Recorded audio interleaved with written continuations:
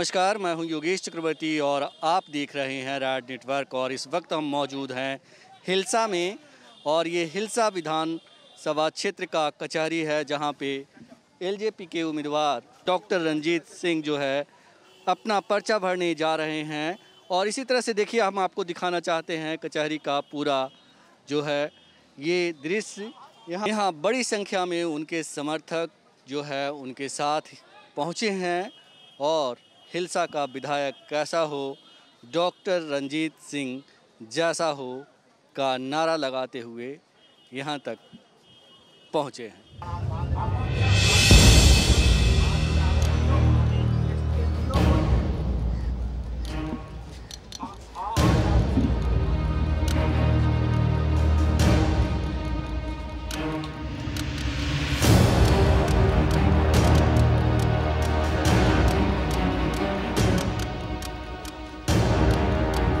मैं पिछले कई सालों से मेरा जो सबसे मुख्य मुद्दा होगा कि आने वाले चुनाव के बाद जब हम लोक जनशक्ति पार्टी बहुत भारी संख्या में बिहार के तमाम विधानसभा में जीत कर आएंगे और सरकार में हमारी अगर सहभागिता होगी तो हिलसा का सबसे पहले जिला बनाने का मांग हमारे प्राथमिकता में, हमारे घोषणा पत्र में है।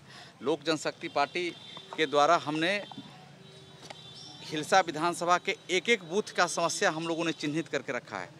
उसके पीछे हमारा जो सोच था, हम लोग के पार्टी के राष्ट्रीय अध्यक्ष चिराग पासवान जी का जो सोच था कि कोई उम्मीदवार जब आपके बीच आते हैं तो उनके पास कोई एजेंडा नहीं होता है और वह अपने एक कोकस से घिर जाते हैं। और अगर आपके पास पहले से एक ब्लूप्रिंट प्लान तैयार हो और आपको पता हो कि 1 नंबर बूथ हो, चाहे 50 नंबर बूथ हो, चाहे 51 नंबर बूथ हो, किस बूथ पर क्या समस्या है, तो आपके पास 5 साल काम करने का एक शानदार अवसर होता है और उसमें आप जनता के साथ आपका लगाव भी बनेगा और काम भी होगा। और ख़ास करके जो यहाँ के पढ़े लिखे नौजवान लोग हैं, ख़ास करके ये बिहार प्रदेश नौजवानों का प्रदेश रहा है, तो मैं आप लोग को विश्वास दिलाता हूँ कि हमारे नेता माननीय राष्ट्रीय अध्यक्ष चिराग पासवान जी, हम लोग अपने पार्टी के जननायक जो हम लोग के बीच नहीं रहे, माननीय रामविलास पासवान जी, उनको सच्ची श्रद्धांजलि तभी हम लोग दे पाएंगे जब इस राज्य के नौजवानों को रोजगार का अवसर मुहैया कराएंगे। एनडीए से हटने के बाद सर आप मतलब कि हिलसा विधानसभा में किस तरह से जीत पाएंगे? देखिए, हम पिछले कई साल से, मैंने पिछले साल 5 साल से मैंने लोगों के साथ अपनी कनेक्टिविटी को बनाए रखा है। हर गांव में मैं गया हूं, हर बूथ का समस्या हमको मालूम है और आज मैं नॉमिनेशन के लिए निकला हूं तो मेरे को जन अपार समर्थन मिला है। मैंने चेहरा हर गाँव के लोगों को मैं पहचानता हूँ और सभी जात धर्म मजहब से उठकर लोग हमको समर्थन दे रहे हैं और ऐसा हमें भरोसा है कि यह चुनाव मैं निश्चित रूप से यहाँ से जीतूंगा। तो एलजेपी कितने सीटों जीतेगी सर?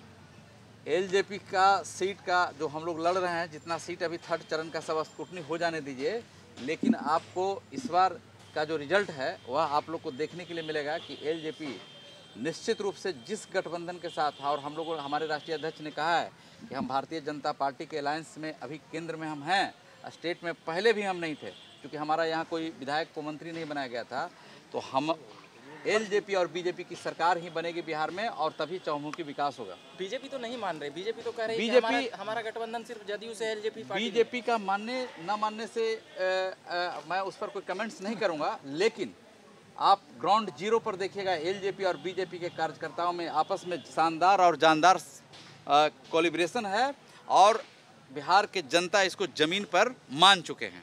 हिलसा विधानसभा से पूर्व में भी आप भाग आजमा चुके हैं, इस बार कैसे, कितना मतों से विजय होंगे? निश्चित रूप से हमको पूरा समर्थन मिल रहा है। मैं बहुत अभिभूत हूँ हिलसा के महान जनता के सामने कि उन लोगों ने हमें पूरा आशीर्वाद इस बार दिया है और मैं पिछले कई दिनों से लोगों से संपर्क में था। सोशल मीडिया के द्वारा मैंने उनसे पूछा था कि आप अब इस परिस्थिति में मैं क्या करूँ, और आज देखिए मैंने एक SMS कल शाम में डाला है और तकरीबन सब बूथ पर हमने 10 आदमी का एक बूथ कमेटी बनाया, सब लोग हमारे साथ आज खड़ा हैं और निश्चित रूप से मैं चुनाव जीतूंगा। पूरा विश्वास हमें है कि हिलसा की जनता इस बार हमें। रंजीत जी, बिहार विधानसभा का जो अभी हालात है और आप पर लोजपा पे आरोप रहा है कि पहले भी कुंजी लेके घूमते रहे, तो क्या इस बार नहीं बनेगी? इस तरीके का समीकरण नहीं, हमारे राष्ट्रीय अध्यक्ष चिराग पासवान जी ने साफ कहा है कि बीजेपी के साथ हमको जाने में कोई परहेज, चूँकि हम केंद्र में हम मंत्रिमंडल में थे और कोरोना काल में आप लोग सारे मीडिया के सारे इलेक्ट्रॉनिक्स मीडिया के साथ ही प्रिंट मीडिया के साथ ही यहाँ पर उपस्थित हैं।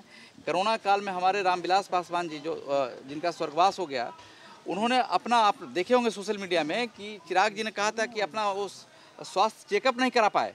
उनको लगता था कि हिंदुस्तान के गरीब गुरबा इस लॉकडाउन में कोई भूखमरी का शिकार ना हो जाए, क्योंकि वह एकदम गरीब परिवार से आते थे। शहरबन्नी शहर से उन्होंने निकला था और दिल्ली का सफ़र उन्होंने तय किया था, और उनको हिंदुस्तान का संसदीय इतिहास का सबसे लंबा अनुभव उनके पास था। और आज हम लोग एक तरीके से उनको हमने खो दिया, लेकिन उनका जो सोच था, उनका विचार है, हम लोग के अंदर जिंदा है और उसको हम लोग ज़मीन पर निश्चित रूप से लागू करेंगे। जो उनका सोच था कि गरीब गुरबा के हक में हमेशा खड़ा रहना चाहिए। जो लोहिया जी कभी कहते थे कि जहाँ गरीबी की बात हो वहाँ पर समाजवादियों को खड़ा होना चाहिए, तो वह आज भीमराव अंबेडकर के बाद देश में दलित का सबसे बड़ा चेहरा थे रामविलास पासवान जी, और हमारे गार्जियन थे, अभिभावक थे। उन्होंने हमें कई बार अपने दल से चुनाव लड़वाया और मैंने मजबूती के साथ उनके साथ रहा और चुनाव लड़ा, और आज बहुत ही भींगे मन से हम लोग इस चुनाव में आए हैं, क्योंकि अभी हमारे पार्टी में बहुत शोक का लहर है। और हम लगातार इस बीच भी बोलते रहे, कल भी बोले हैं कि हमको एलजेपी से मतलब नहीं है, वो एनडीए में नहीं। कौन मोदी जी बोले हैं? सुशील मोदी के बारे में हमारे राष्ट्रीय अध्यक्ष जी ने क्या कहा आपको पता है ना, हमको कहने की जरूरत नहीं है। लेकिन बिहार में चुनाव है, मैं कह रहा हूँ कि हम देश के मोदी जी को सुनेंगे। मैंने स्पष्ट कहा है कि बिहार में हम तो अलायंस में थे ही नहीं, और सुशील मोदी जी बड़े नेता हैं, उनके बारे में मेरे जैसा कार्यकर्ता को बोल मिलके चुनाव लड़े थे ना, पिछले बार मिल के चुनाव लड़े थे ना, तो पिछले बार थोड़ी के अलायंस तो हमारे राष्ट्रीय अध्यक्ष जी किए थे, रामविलास पासवान जी। और आप भी बड़े लीडर हैं, मोदी जी से कैसे आप कहते हैं छोटे हैं? आप भी बड़े लीडर हैं। नंबर 2, मैं उनके बारे में मैं पॉजिटिव होकर मैं चुनाव लड़ूंगा। मैं यहाँ के जो विधायक हैं, चाहे मैं किसी पर पर्सनल लेवल पर मैं कोई कमेंट्स नहीं करूंगा हर चुनाव, न पहले मैंने किया है न आगे भी करने का सोच रखता हूँ। आखिरी सवाल, एलजेपी की स्थिति ये बन चुकी है कि वो जदयू की वोट काटने के लिए केवल खड़ा नहीं, एलजेपी की ये स्थिति नहीं बनी। अगर एलजेपी की ये स्थिति बन जाती तो भारतीय जनता पार्टी का पिछले चुनाव में जो मुख्यमंत्री के चेहरा थे राजेंद्र बाबू, ये सब हमारे दल से लड़ रहे हैं। तो मैं एक्चुअल और सबसे विश्वसनीय सहयोगी हूँ बीजेपी का, यह बात जनता ने तय किया है।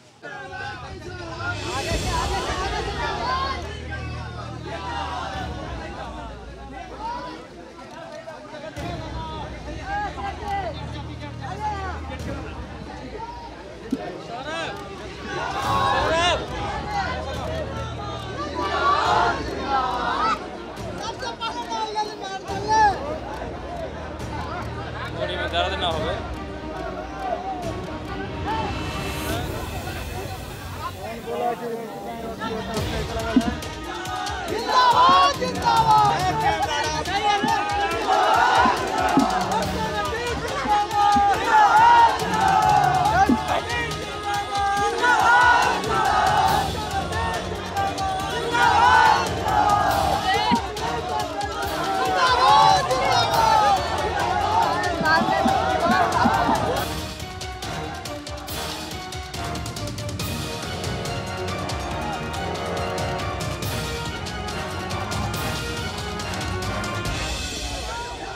तो डॉक्टर रंजीत ने हिलसा विधानसभा क्षेत्र से नॉमिनेशन कर दिया है और उनके साथ अपार जनसैलाब यहाँ उमड़ पड़ा है।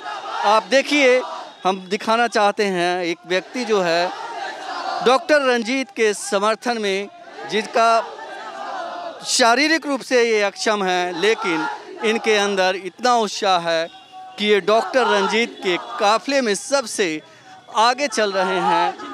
और हम कोशिश करते हैं इनसे बात करने का। सुनिए भैया, क्या नाम है आपका? मनोरंजन पांडे नाम है सर। क्या नाम है? मनोरंजन पांडे, परवलपुर से हैं हम।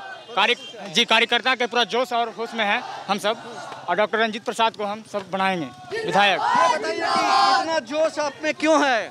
हमारे युवाओं के भविष्य हैं भैया, हमारे युवाओं के भविष्य हैं, इसलिए हाँ, जब आएंगे तो युवाओं का विकास और अच्छा होगा, इसलिए। ये बताएं कि और यहाँ हिलसा में और कोई दूसरा नेता नहीं है जो नहीं, हमारे बहुत अच्छा और कर्मठ नेता है भैया, बार बार हम देख रहे हैं, इससे अच्छा कोई नेता नहीं होंगे, हमारे घर का नेता है भैया।